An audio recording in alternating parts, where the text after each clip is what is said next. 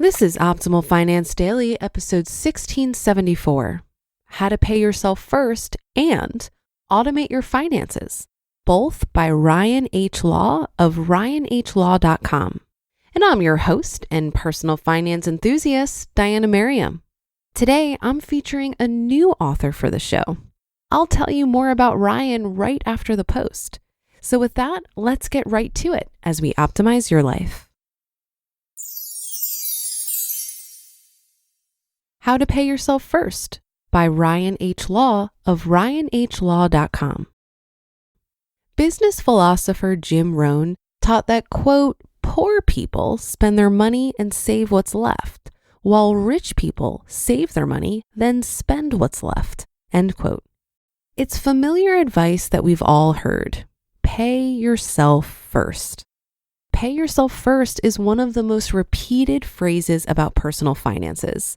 One of my favorite financial books, The Richest Man in Babylon, which was originally published in 1926, repeats over and over the idea that, quote, a part of all I earn is mine to keep, end quote. But how do we actually do this? Today's post will give you a few ideas to begin to implement this. Number 1, contribute to your 401k. If you have a 401k or similar plan available at work, this is one of the easiest ways to pay yourself first. Not only that, but in most cases, this contribution will be pre-tax and will lower your tax bill.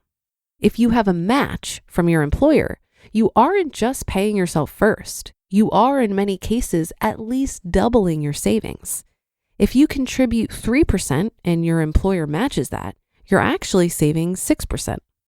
Number 2, contribute to a Roth IRA. If you're eligible to contribute to a Roth IRA, it can be a great investment. Many mutual fund companies, such as Vanguard, T. Rowe Price, and Fidelity, will allow you to set up an automatic transfer from your paycheck or bank account. You can often start with as little as $25 a month. Number 3, have a set amount, ideally 10%, transferred out of your checking account and deposited in a savings account. If your bank doesn't allow this option, check with your employer. In most cases, your employer will allow you a certain amount or a certain percentage to go to different accounts. You can direct 10% to go to savings and the remaining amount to go to your primary checking account. If 10% is too much, start smaller.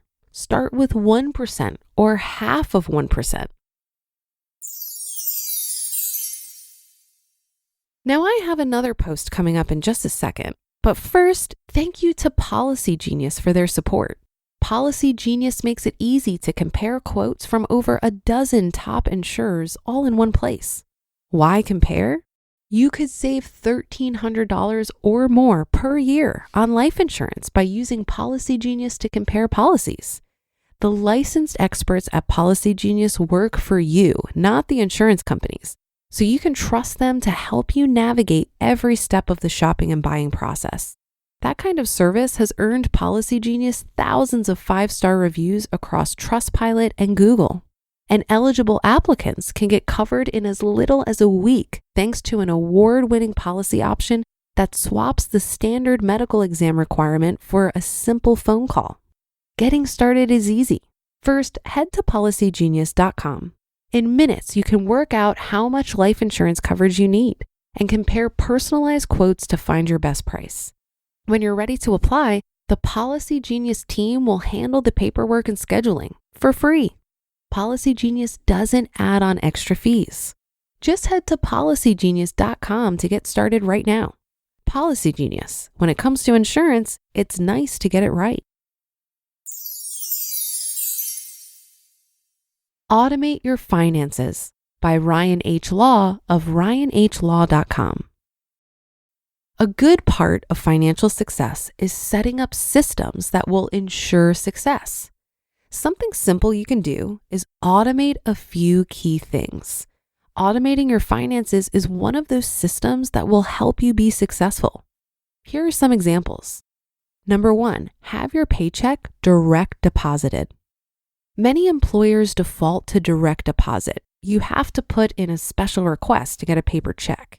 Direct deposit is generally available in your account the same day the deposit is made, and it costs less in time for both you and your employer. If your employer doesn't offer this service, encourage them to set it up. With many accounting software packages such as QuickBooks, direct deposit is included as a free add-on. Number 2, set up as many of your bills as possible on automatic bill pay. There are 2 ways to do this. Either set up the bill to get paid directly out of your account each month, generally charged to a credit or debit card, or you can pay through your bank's online bill pay. We pay all of our regular monthly bills, such as the electric and gas bill, Netflix, our mortgage, and others, by having the payment charged to our debit card. It pulls out the same amount each month, and I can set it up once and forget it.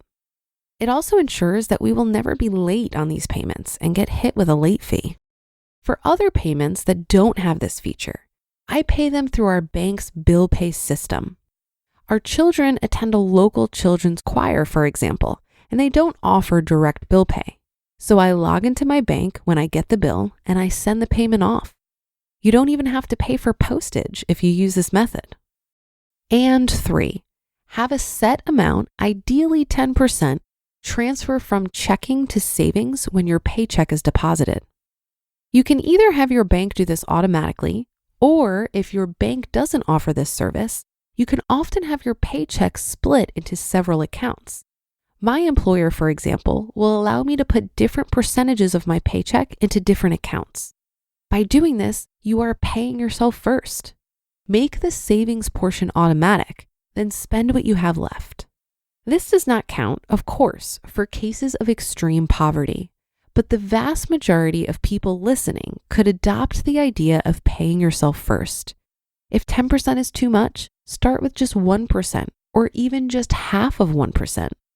Are you going to build up much money saving just 1%? No, but that's not the point. The point is starting the habit, then building it up over time. These 3 simple tips can help ensure your success with your finances. Choose one you aren't currently doing and get it set up today. You just listened to the post titled, How to Pay Yourself First and Automate Your Finances, both by Ryan H. Law of ryanhlaw.com. And thanks so much to Ryan, and I'd love to tell you a little bit more about him. His goal is to teach financial planners, coaches, and counselors how to use simple, evidence-based action steps to provide outstanding client care.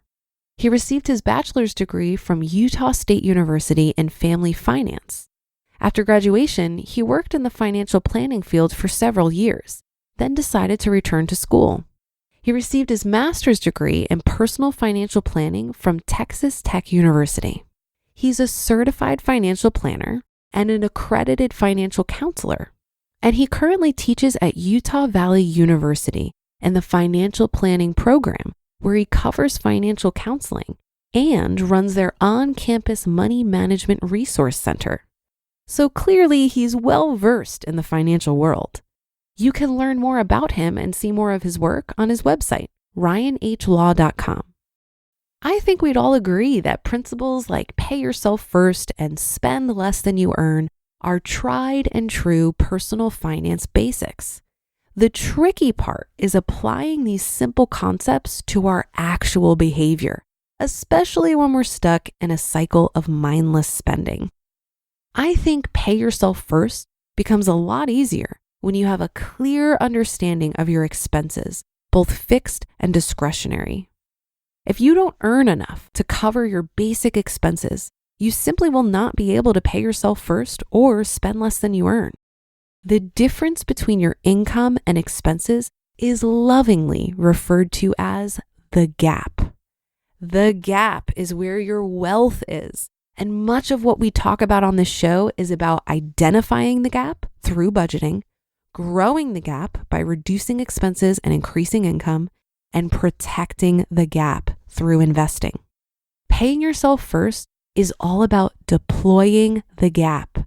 Maybe some goes to beefing up your emergency fund and another portion gets thrown at debt. For me, it was a huge milestone to have my full gap go to investments. This was after I reached debt freedom and fully funded my emergency fund. The gap is where it's at. So if you're working on creating this habit of paying yourself first, it would really benefit you to identify your gap. That'll do it for another edition of Optimal Finance Daily. Thank you for continuing to listen. Have a great rest of your day, and I'll see you tomorrow where your optimal life awaits.